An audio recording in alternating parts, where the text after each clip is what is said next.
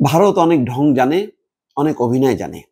পাকিস্তানে যেই বর্বরোচিত হামলা, সেটাকে গ্ল্যামারাস করার জন্য দুই নারীকে হঠাৎ করে সামনে এনেছে, যেন সবাই হুমড়ি খেয়ে পড়ে এবং ভারত যে একটা অসাধারণ কাজ করেছে সেটা যাতে প্রশংসিত হয়।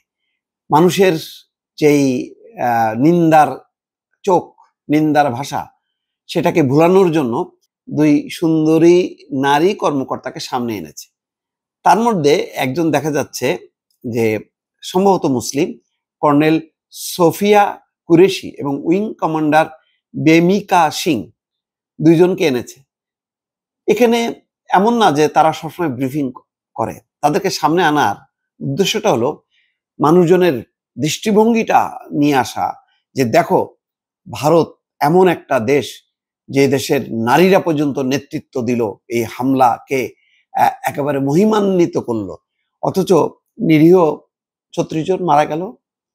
৪টা মসজিদ, ৬টা জায়গায় যে হামলা করেছে তার মধ্যে ৪টাই মসজিদ। সেই মসজিদে নামাজরত মুসল্লি কিছু মানুষ মারা গেল, নারী মারা গেল, শিশু মারা গেল, সাধারণ মানুষ মারা গেল। কোথাও কিন্তু পাওয়া গেল না কোনো জঙ্গি। আর সেই হামলার পর, যেটাকে পাকিস্তান বলছে কাপুরুষোচিত হামলা, বর্বরোচিত হামলা, সারা বিশ্ব নিন্দা জানাচ্ছে, সারা বিশ্বের ধিক্কার কুড়াচ্ছে ভারত। আর সেটাকে মহিমান্বিত করার জন্য, সেটাকে একটা সিনেমাটিক রূপ দেওয়ার জন্য তারা দুইজন নারীকে সামনে আনছে। কি? তারা ব্রিফিং করছে। দেখেন, কাশ্মীরের পেহেলগামে সাম্প্রতিক সন্ত্রাসী হামলার জবাবে পাকিস্তান ও পাকিস্তান নিয়ন্ত্রিত আজাদ কাশ্মীরে একযোগে বড় ধরনের সামরিক অভিযান চালিয়েছে ভারত। এই হামলার ব্রিফিং এ নেতৃত্ব দিয়ে প্রশংসা কুড়িয়েছেন দুই নারী কর্মকর্তা। আসলে কি এই ধরনের হামলা করে আবার প্রশংসা করানো যায়? দুই নারীকে সামনে এনে খুব বাহবা পাওয়া যায়? ভারতের এমন অবস্থা যে দুই নারীকে সামনে এনে বাহবা কুড়াতে হচ্ছে, যে তাদের রূপ গুণ, তাদের বচনভঙ্গি দেখে সবাই খুব মহিমান্বিত হবে। গতকাল মঙ্গলবার রাতে চালানো এই অভিযানের নাম দেওয়া হয়েছে অপারেশন সিন্দুর। এনডিটিভির প্রতিবেদনে বলা হয় এই অভিযানের নাম অপারেশন সিন্দুর। দেখেন, একটা অপারেশন, সেটাও সিন্দুর মানে মহিলারা যাতে প্রতীক সিন্দুর পরে, তো সেটাকেও একটা সাম্প্রদায়িক, সেটাকেও একটা ধর্মীয় লেবাস দেওয়া হলো। কেন? ভারতে কি কোনো মুসলমান নেই? ভারতে কি খ্রিস্টান নেই? ভারতে কি বৌদ্ধ নেই? ভারত না অসাম্প্রদায়িক দেশ, ধর্মনিরপেক্ষ দেশ? তাহলে অপারেশন সিন্দুর হলো কেন?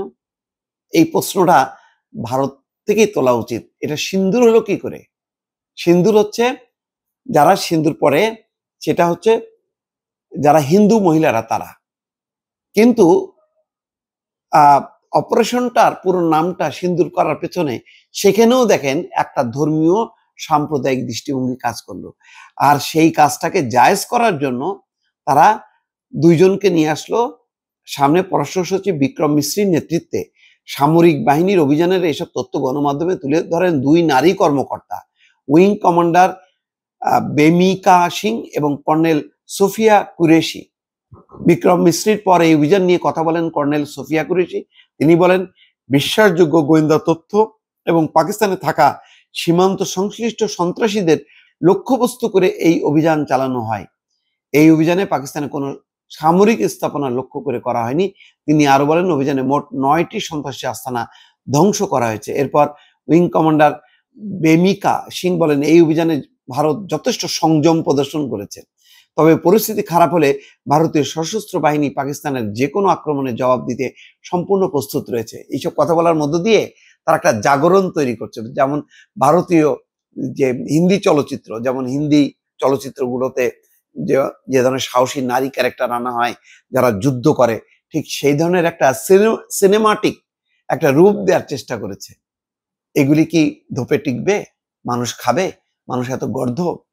দর্শক ভালো থাকবেন। আল্লাহ হাফেজ।